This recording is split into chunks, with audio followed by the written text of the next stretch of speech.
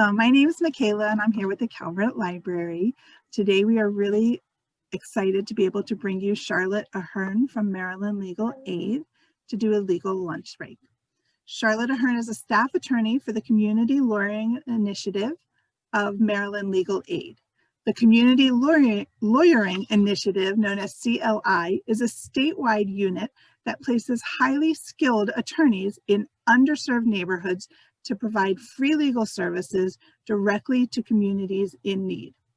CLI attorneys provide one-on-one advice and full representation in areas of expungement, family law, housing, public benefits, and consumer law. CLI works with a wide range of community partners and is particularly successful in helping clients with barriers to employment, housing, and economic opportunities. So we are thrilled to have Charlotte with us here today. She's going to go through some information about how COVID is affecting some legal issues in our communities right now. There will be an opportunity for you to ask questions. You can use the Q&A feature, which is generally at the bottom of your screen, although you may see it near the top of your screen. You can also put questions in the chat and Charlotte will be checking them at certain points throughout the presentation. Just please remember that this event is being recorded and will be shared on the Calvert Library YouTube page. So keep all of your questions general in nature. If you have more specific questions that you need information on, we will be giving you information on how you can contact Maryland Legal Aid for services after this program. So with that, take it away, Charlotte. Yes, thank you. Thank you so much for having us. And I appreciate all the wonderful work that you do for Maryland residents. So I'm going to share my screen. Can everyone see that? Just want to make sure. Okay. So again, thank you. I appreciate you having us, and I appreciate you for all the great work that the Calvert Library does for Marylanders. So this is an initial disclaimer that this information is rapidly changing and that this presentation that I'm about to give is only as current as December of this year. The rules and local laws are changing pretty much every day because of COVID. So there are two basic links on this slide, which I can provide to the library. I'll provide all of the links included in this presentation to the library to send out to any participants or to those that might be interested. So the brief outline of the presentation, there's a lot to go through, so I'm going to try to focus on certain particular areas. The first section will be about core operations. The second section will be about landlord tenant and issues that we're seeing with eviction. The third section will be about unemployment insurance, and the fourth section will be about expungement. Okay, so basically there are 5 different phases that the court has set up for this entire time. They each have varying degrees of what types of hearings and whether you're allowed to come in person, things of that nature. So depending on which phase, there are always going to be questions related to screening and temperature checks and face masks and things like that, just like you'll see anywhere else. But for the court, you will have to abide by these rules as well. Pretty much no matter the phase, except for when we're completely back to normal, which is the last phase, and when basically the vaccine will be distributed to everybody. So all of these questions will be asked during each phase. But like I said, the last phase, everyone will hopefully have a vaccine, or the vaccine will be administered, and we won't have to wear masks and things of that nature. And then obviously, if you refuse to comply or if you don't have a mask, then they will ask you to leave. At any courthouse will ask you to leave, or for a matter of fact, for any type of municipal building, really. So this is phase 1, which I'm not going to spend too much time on the other phases. I'm going to really focus on phase 2, which is what we're in right now. But during phase 1, that the court was only hearing emergency issues. And by emergency, I mean extreme emergencies, like extreme protective orders, temporary restraining orders, emergency motions for family law issues, emergency custody motions, things of that nature. Also things related to CINA, which is Children in Need of Assistance, There were obviously some other criminal matters were being heard as well, but a judge, essentially a judge would decide if your issue was an emergency or not. So like I just said, here's some example, body attachments, extreme protective orders, etc. That was phase 1. So phase 2 is what we are currently in, which we had, surpassed phase 2 by the summer, in the middle of the fall-ish. But now the court has gone back to phase 2 until January 15th. So this included the Court of Appeals is now fully operational, but again, subject to all the questions and to social distancing and to limited people in the courthouses, but not that many people go to the Court of Appeals and Special Appeals in terms of private citizens, unless you have some matter being heard before those courts, which is very rare. So circuit and district court now will have status conferences and scheduling conferences. That is mainly related to family law issues. And then for any type of testimony, usually a judge will decide if it can happen remotely over the phone. So all criminal, juvenile, and center matters that require no testimony or allow remote testimony resume. Landlord tenant issues, which I'll get into a little bit later. Now, certain types of landlord tenant issues related to emergencies, like an emergency wrongful detainer, are being heard. That is, a wrongful detainer is when someone is occupying a property without a lease. Emergency breach of lease, that is only considered an emergency if there is a serious threat to bodily harm or to some serious threat to the property. Problem-solving courts resume. That is, those courts are like the those courts are like the veterans docket or drug court or other things of that nature that are essentially moved to those types of problem-solving courts that don't have to be heard in the district court. Hearings are happening remotely and on site. I will say that the majority of hearings that I have had since we've gone back to phase 2 have either been postponed or have been held remotely. Remote hearings are encouraged, and the clerk's office is closed to the public with limited exceptions. I highly advise to just call the clerk in your county. They have the up-to-date information. You can make an appointment, or they sometimes are sending documents via email or via fax. Just call the clerk in your county, because that is the best way to get the most updated information. So the clerk's offices, are now, like I said, they're holding things, but they're allowing people to come to the courthouses, but it's by appointment only, depending on the county. Some counties are not allowing people at all, and then other counties are allowing you to come via appointment.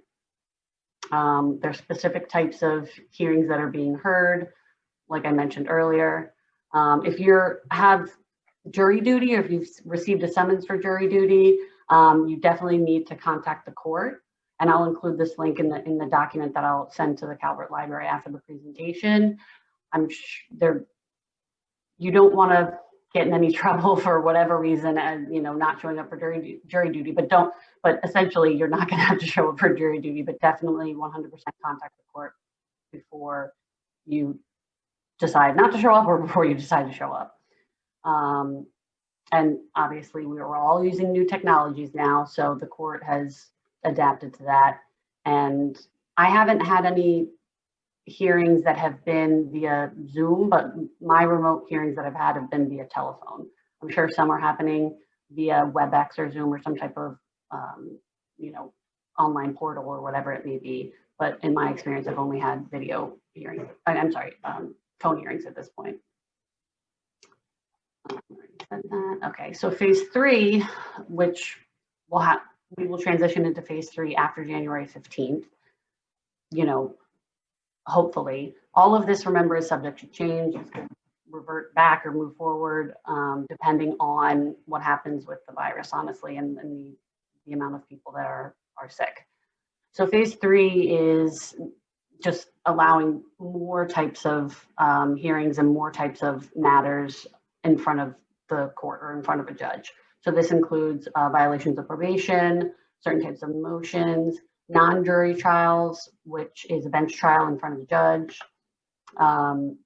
Also landlord tenant, which will include rent escrow actions, tenant holding over actions, and warrants of restitution. The clerk's office is open to the public, but still I would highly advise to call to make sure that that specific courthouse in your county is allowing individuals to come to the court without an appointment. Phase 4, they're all non-jury trials in criminal, civil, family, and juvenile matters resume. Family law hearings, child support contempt hearings. Most non-jury trial courts are fully operational, and obviously they're still trying to practice social distancing, et cetera. Also, in all of these phases, like I said, they're going to ask those standard questions about, you know, have you been anywhere, you know, within the past 10 days, you know, what the temperature, they'll take temperature checks, things like that. And then phase 5 essentially will be back to normal, which would be great. Remember that all this is subject to change. Like I said, it just really depends on what happens in the future with COVID. Okay, so this is the website right here, which, you know, will give you specific information about the court location and their phone numbers and things like that. I will definitely include that link in what I send to Calvert Library after this. Okay, so for certain matters, or whether your hearing can be heard over the phone or virtual, a judge will decide that. It depends on the jurisdiction. So some courts appear to be doing some in-person stuff, even though they're not really supposed to, and others favor remote hearings. Make sure if you receive a court notice for anything at all that you scrupulously read that notice, because it should specifically say how your hearing will be held. You know, if you have any questions, if there are any issues, just call the clerk, call the clerk, call the clerk. They will be able to clarify whether your hearing will be in person or via Zoom or it will be postponed. If you do have to go into the court, make sure you get there early. There might be a line, you know, things like that. So what if a case is filed against you, or you need to file a case or you need to respond? So pleadings are still being received by mail, and also at each courthouse there should be a physical drop box, since the courts are mainly closed to the public. Contact your local courthouse to determine where the drop box is or how you should respond to any type of pleading. The deadlines for pretty much everything have been extended, but it depends on what type of matter it is. So again, call the clerk. Said best practice, call the clerk, call the clerk, call the clerk. They will be able to update you on everything related to any type of hearing or case you need to respond to. So for Calvert County specifically, my last update of this, which was in December, but again, this was in early December, it could have changed at this point. But from what I've heard, and also from what the website, the information that they have on their website, they seem to be pretty good about at least letting people know how to file pleadings and file responses. So the office is still open, essentially Monday through Friday. MDEC so the majority of the counties in Maryland have what's called e-filing, which is electronic filing. Calvert County is an electronic filing county. So there are certain things that you can file electronically. I would, again, contact the clerk if you have any issues with that. I haven't run into an individual that electronically files on their own. It's just, you know, lawyers and paralegals, but I'm sure there's some type of way to, as a pro se litigant, to file electronically. So again, documents are being accepted by mail. This is the clerk's office for the circuit court. And there is a box, according to the website, that is located at the back of the courthouse where you can drop your pleadings into that box for the Calvert County Circuit Court. Again, I would call the clerk, make sure it's still in the same spot, make sure you're filing correctly. They've always been helpful in my experience in Calvert County. So I would hope that they would be helpful to pro se litigants as well. Okay, that was a lot of information. I don't see anything in the Q&A. So I'm going to move on to landlord tenant. So remember, even in absent COVID, you can only be evicted with a court order. If there is not a court order, you cannot be evicted. End of story. That's during COVID, that's not during COVID. So just remember that moving forward. If you have someone that comes to your apartment or to your house that you're renting or to wherever it may be that you're renting and they're trying to evict you without a court order, call the police because that's not allowed. You know, pay your rent. I know times are hard for everybody. Pay your rent as much as you can because rent is still due and owing. Obviously, if there's any reduction in your income because of COVID or not because of COVID, it's best to let your landlord know or to set up some type of arrears payment plan or some type of smaller payment plan so that you pay everything off. Okay. So we'll get on to the next one. So for the phase 2 type of landlord tenant cases that are being heard, there are rent escrow actions. The only thing is that this is only provided by local inspection practices. So each county is different. Again, you should contact the municipal office for Calvert County for their, their 311 or whatever it may be to see if the inspections are happening. Rent escrow actions are if your property is unsafe or if you have a rat problem and your landlord's not fixing it, or if you have a heating issue and the landlord's not fixing it, things that are really unsafe for you to physically live there. Emergency breach of lease. Again, like I mentioned earlier, this is only for things that are can physically threaten you and, harm the property significantly. Emergency wrongful detainer. That's if you don't have a lease. Again, that's an emergency if it's physically going to harm somebody. And emergency tenant holding over, which is you had a lease, but the lease has expired and you are now living in a property and holding over. Again, that's an emergency if it's physically harming you or somebody else, which I haven't seen any of those really at all. And it's up to a judge to determine whether it's an emergency or not. If your landlord tries to lock you out or change your keys without a court order, call the police. So on October 16th, Hogan signed a new order temporarily prohibiting evictions for tenants that suffer a substantial loss due to COVID-19. This section gets a little tricky. I'm not even sure if it's worth going over because there's a specific timeline. So the landlords had to fill out a declaration of compliance. If you receive any type of filing from your landlord, I would advise just call legal aid. Definitely give us a call because there's certain timeframes that the landlord had to fill out a declaration of compliance, and it gets a little tricky. So it depends on whether it's for a failure to pay rent action, and it depends on when it was filed.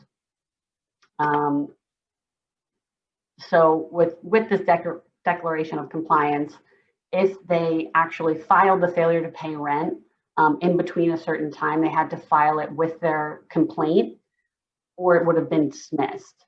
So and then essentially the other time frame is if they filed it before that time frame, they then had to file a declaration of compliance by a certain date for that proceeding to continue.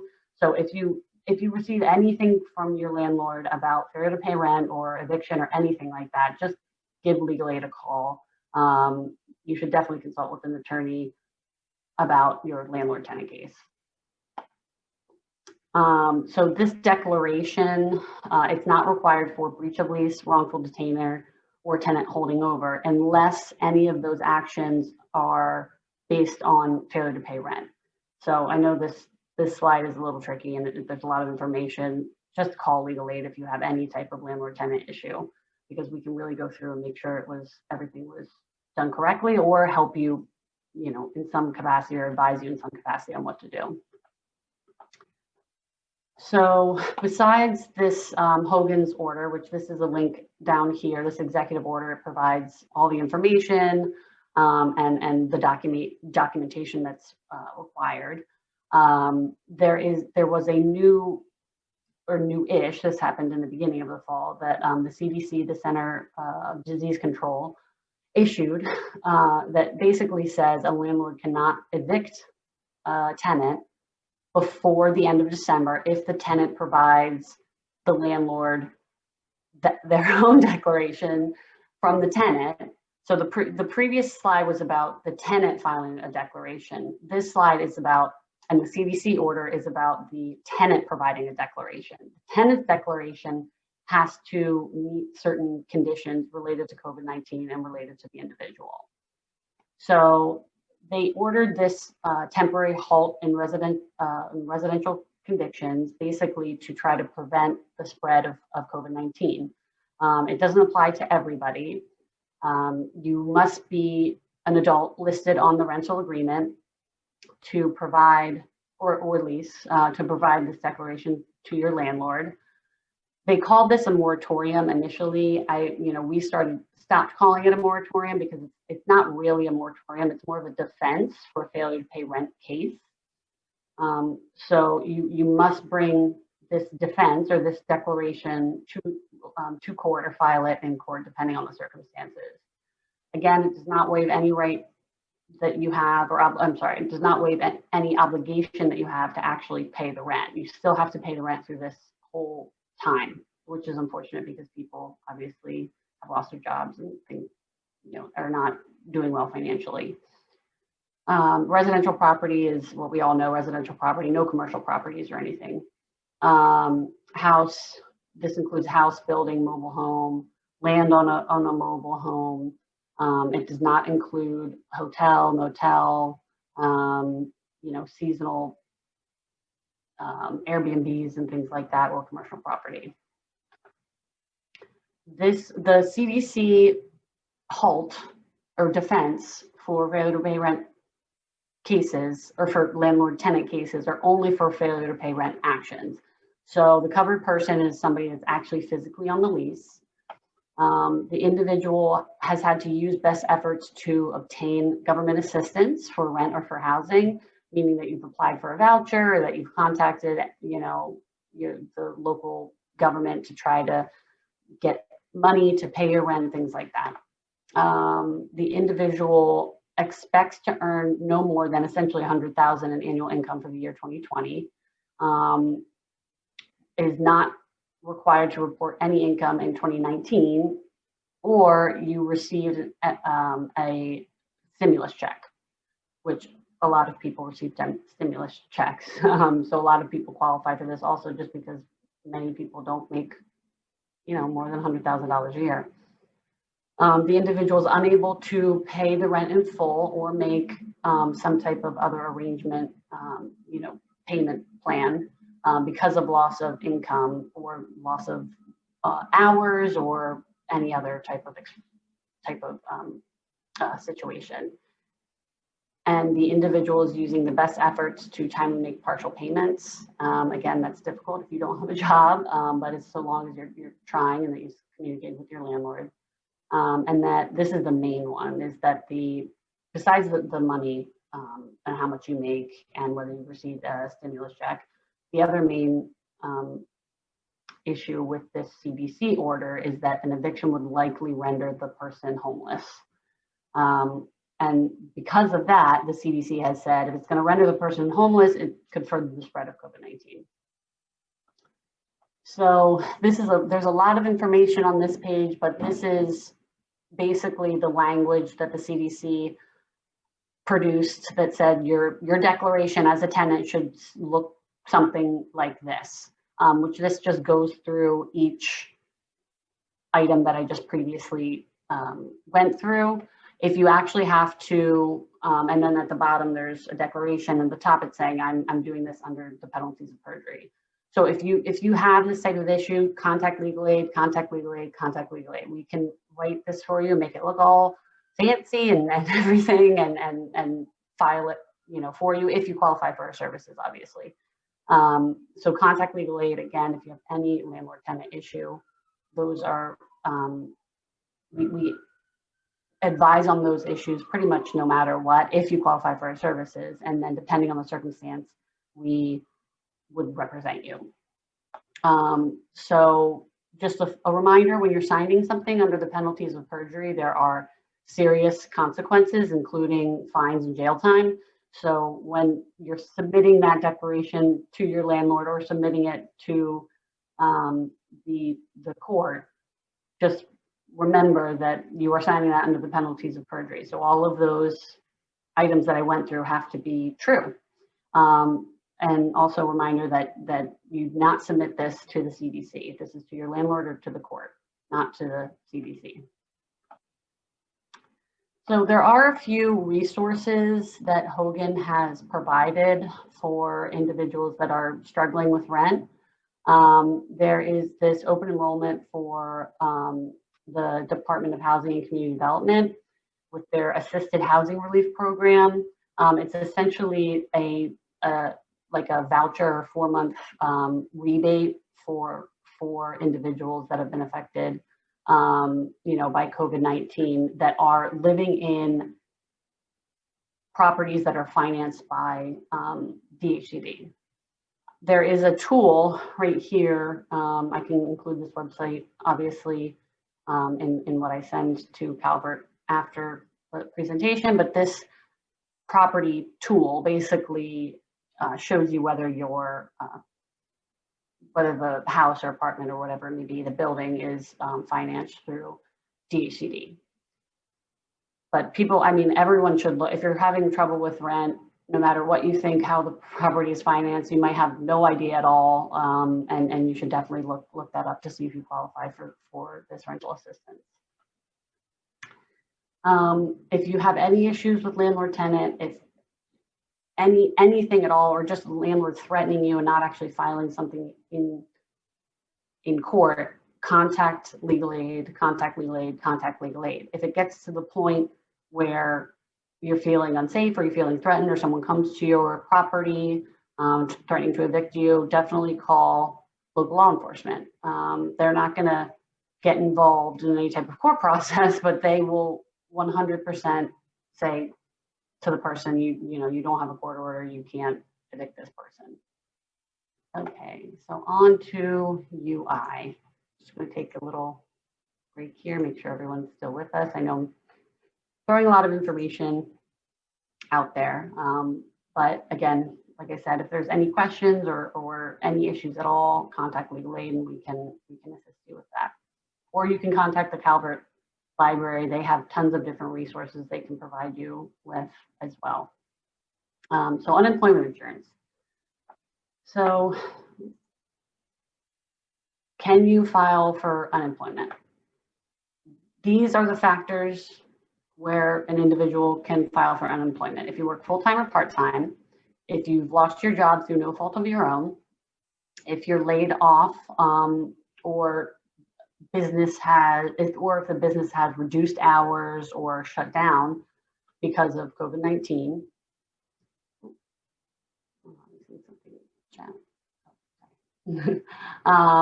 So this applies as well to, unemployment insurance didn't previously cover these types of employment, but now it does cover contract gig workers and people who've had to leave their job because of virus exposure.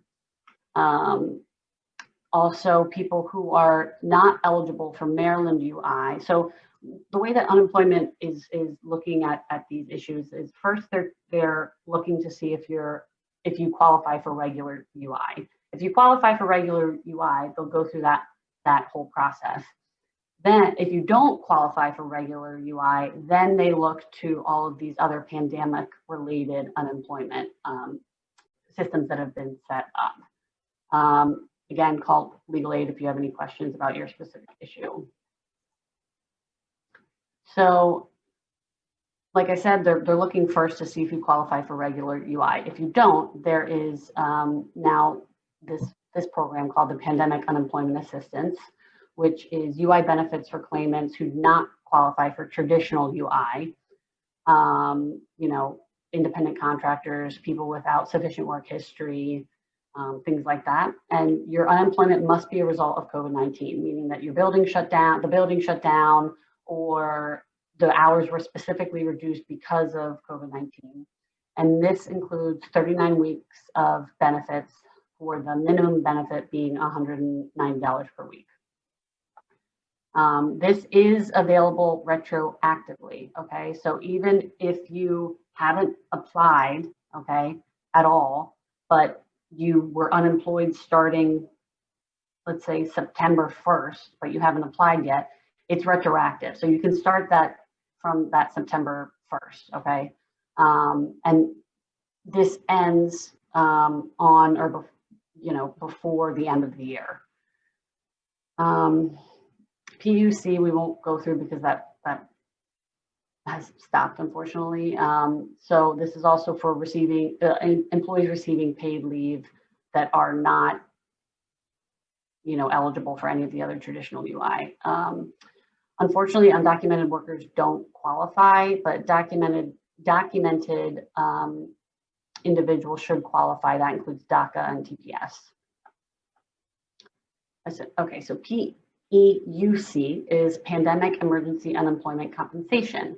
This provides for an additional 13 weeks of UI benefits. It's all after you have used up all of your traditional UI benefits, then you can get this PEUC, which is an additional 13 weeks after that.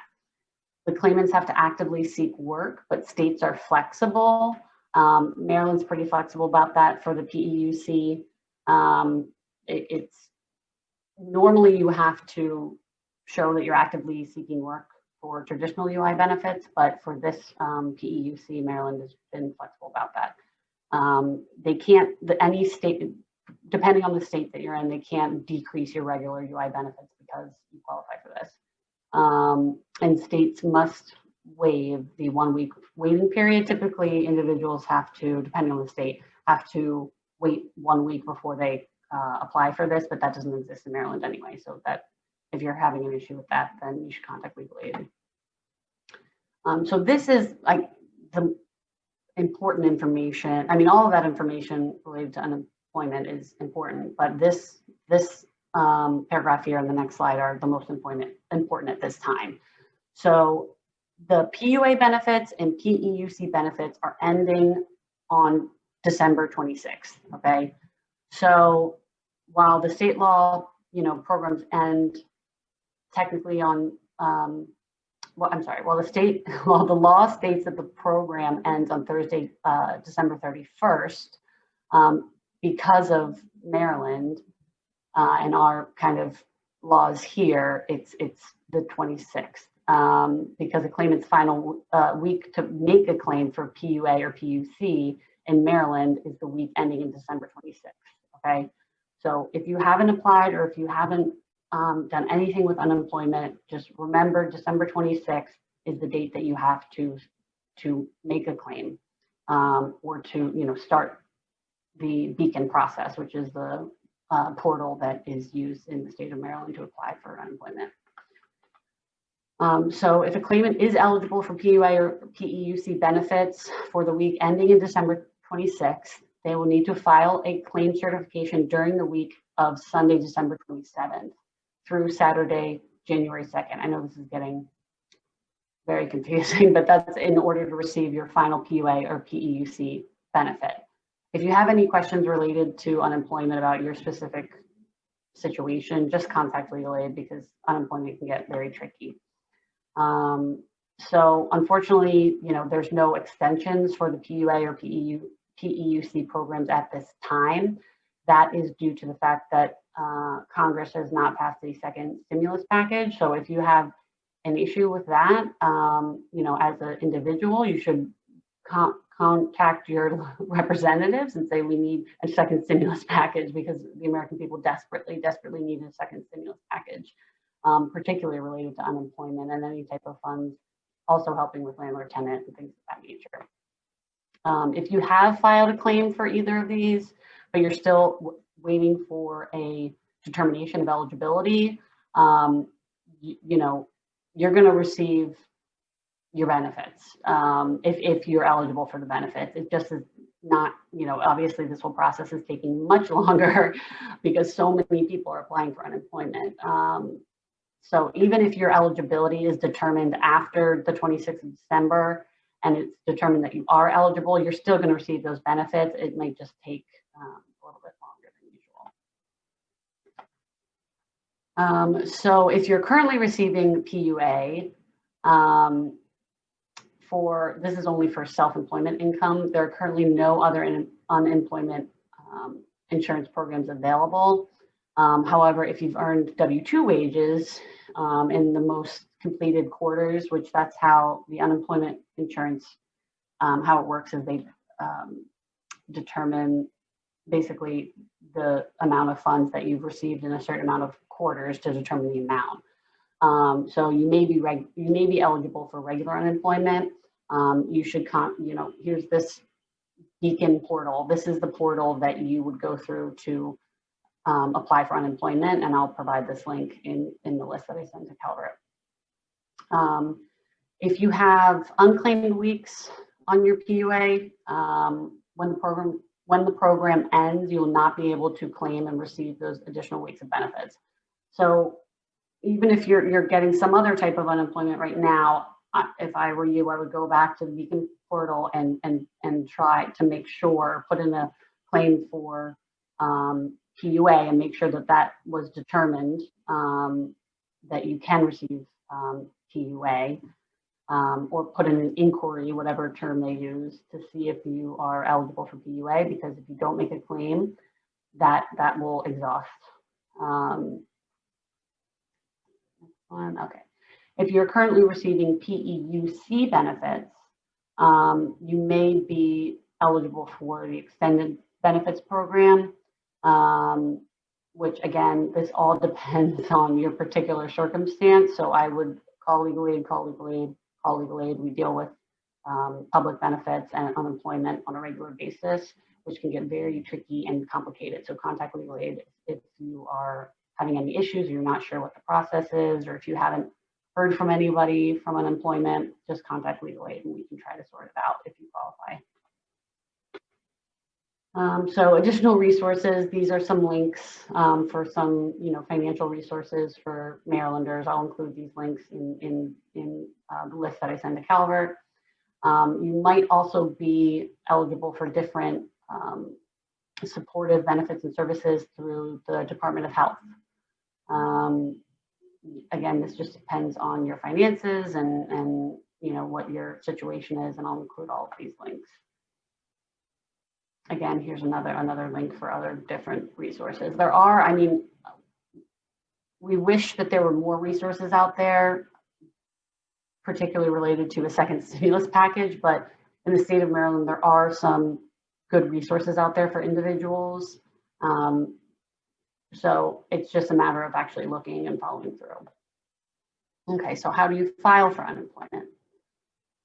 This is that Beacon portal that I described earlier. It's basically just a website, and you put in all your information, and you have to send documentation related to your employment or related to anything at all, you know, or COVID at all. That you've had to stop working because of COVID, or that you know, the business shut down because of COVID, et cetera, et cetera.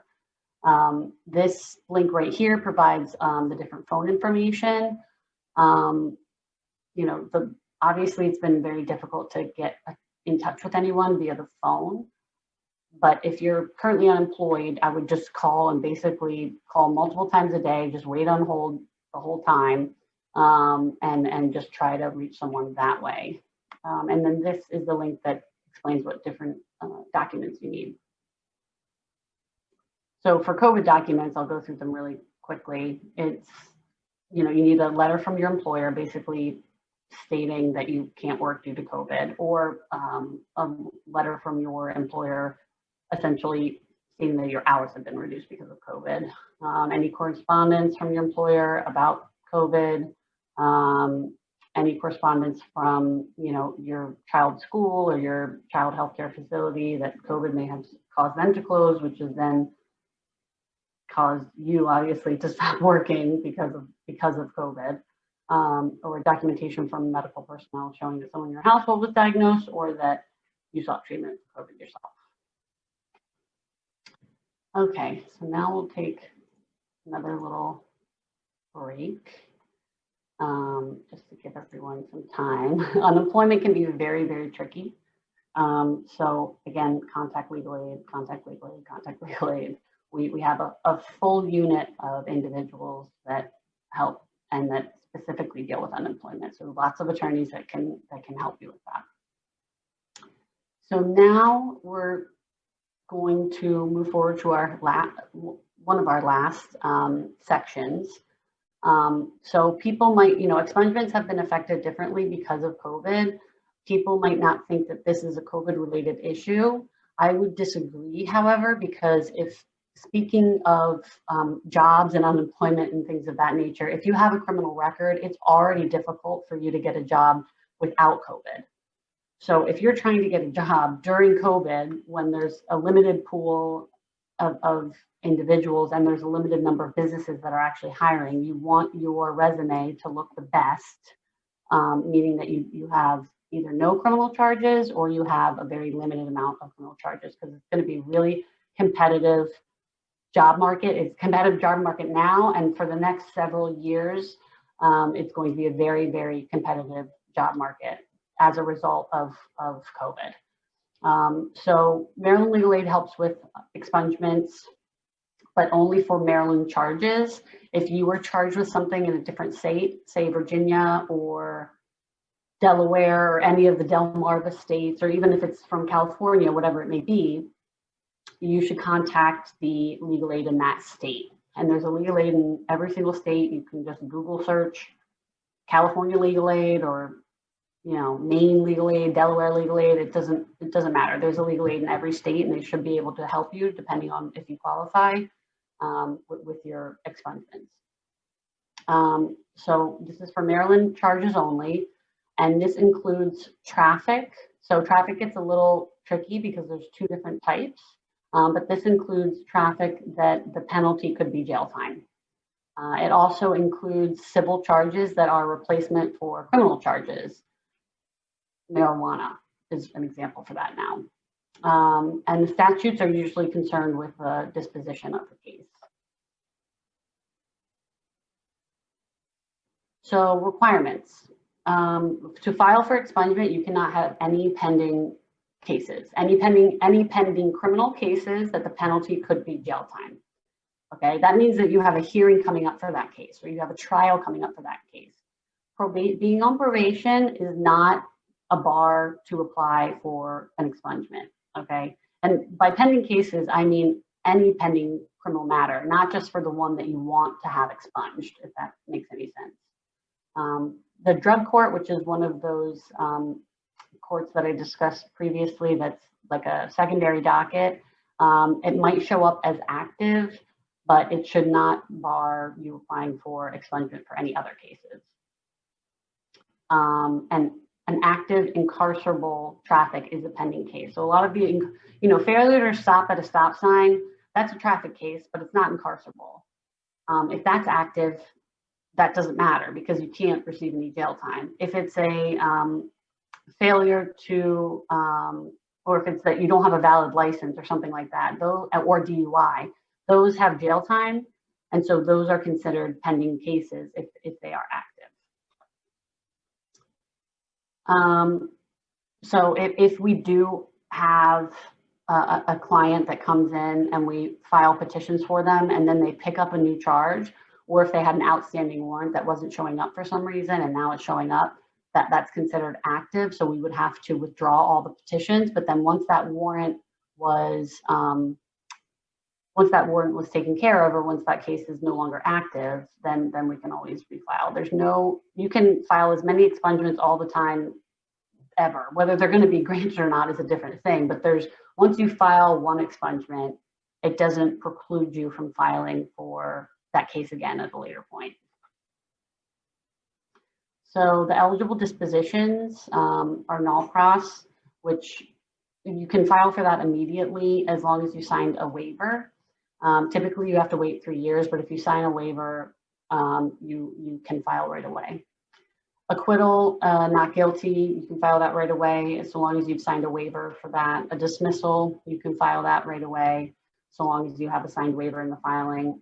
STET has a 3-year waiting period.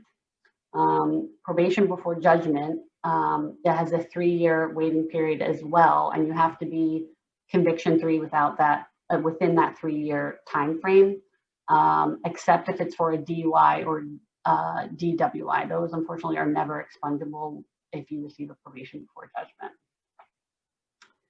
Not criminally responsible, compromise, transfer, those all mean different things. Those are very rare. You know, we don't see those that often. What we do see often is you can file for guilties, but it just depends on what type of conviction or guilty it is, which I'll explain on the next slide. Yeah. So eligible convictions include nuisance crimes, which are located in, I think it's 10-109. That includes things like urinating in public, open container, very minor things. A marijuana possession and paraphernalia, that's an eligible conviction. Charges that are no longer crimes, you know, meaning that the law has changed at some point and now it is no longer a crime. So not every, there are eligible misdemeanors, which there's a list of eligible misdemeanors that you can file an expungement after a certain amount of time, but not every misdemeanor is eligible. And there are felonies that are eligible as well. The list is not as large as the misdemeanors, but that's after a certain amount of time as well. So nuisance crimes, like I stated, you know, urinating in public, being on the light rail or on a bus without paying the fare, sleeping in a park, vagrancy, loitering, drinking in public. These are crimes that are routinely, you know, given to individuals that are in vagrancy status, meaning that, you know, they have unstable housing, and it's I think unfortunate that we even charge people that are, you know, doing these things because as a result of the fact that they, you know, have nowhere to go. But because of that, the expungement statutes, and I think the legislature realized that these are routinely given to individuals that are in a you know, bad place.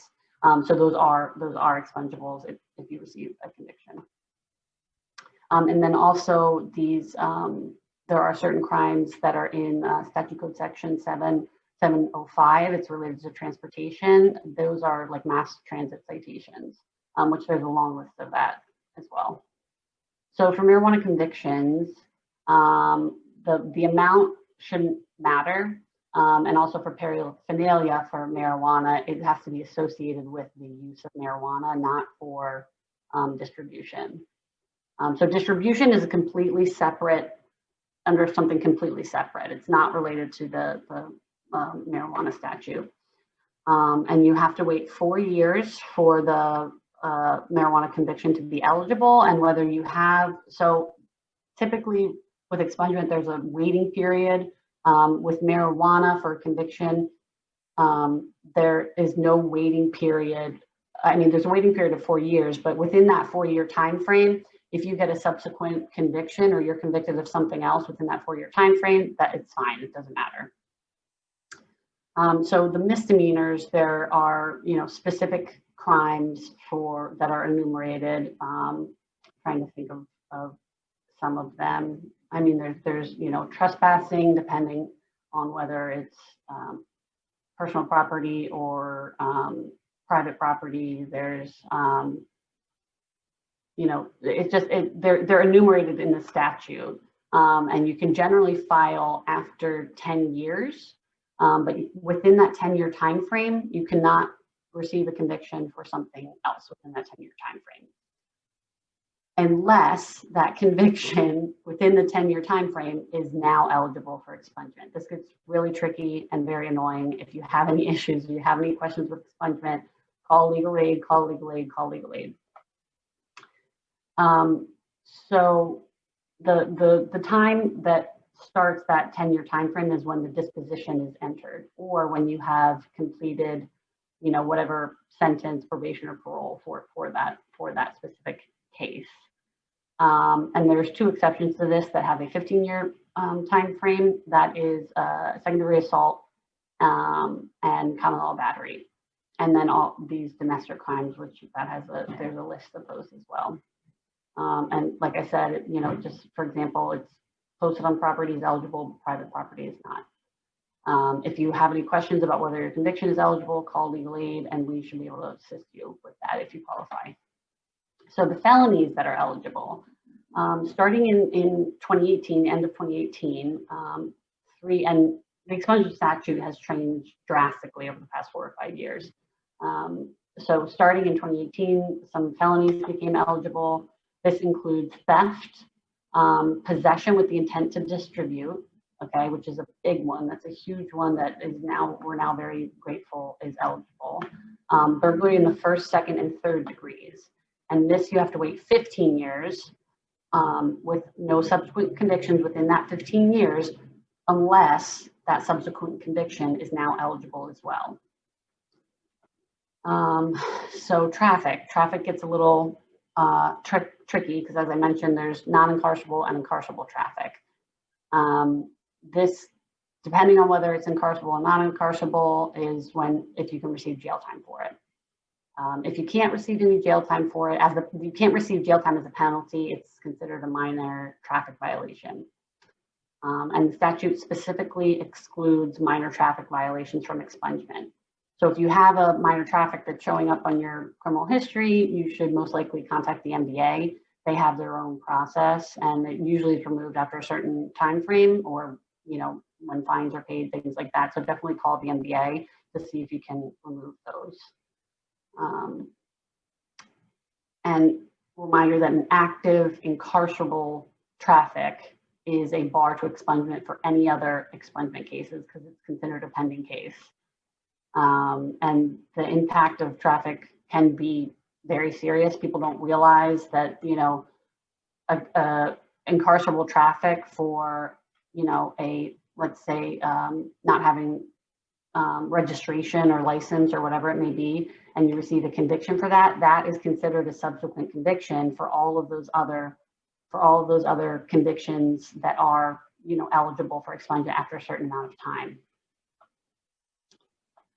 In Maryland, we have what's called the unit rule, which mostly applies to traffic, but also applies to other criminal matters as well. All of the cases, charges, or anything that essentially stems from one single occurrence or alleged criminal occurrence, they are all a part of the same unit, even if there are different case numbers. If it relates back to one single arrest or alleged criminal activity, that is a part of a unit. So if you have a conviction in a unit of 3 cases, let's say, for one of them, and then the 2 other cases that are in that unit were null-prossed, and that conviction is not eligible for expungement, it means that the entire unit is not eligible for expungement.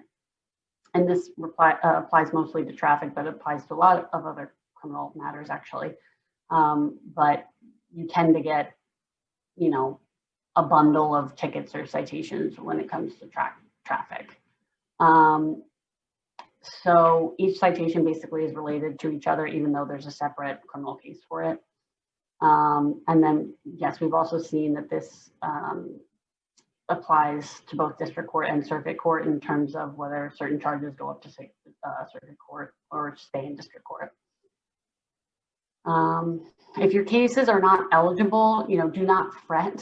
Obviously, if it's not eligible now, that doesn't mean that it's not eligible ever.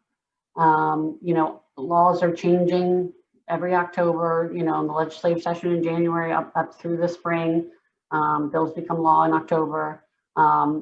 So hopefully we'll see the expungement statute continue to grow like we've seen over the last 4 or 5 years. But I know I don't want to get anybody's hopes up, but just because something isn't eligible now doesn't mean that the law won't change. So you can always call us every October and say, hey, is this thing eligible now? And we'll let you know.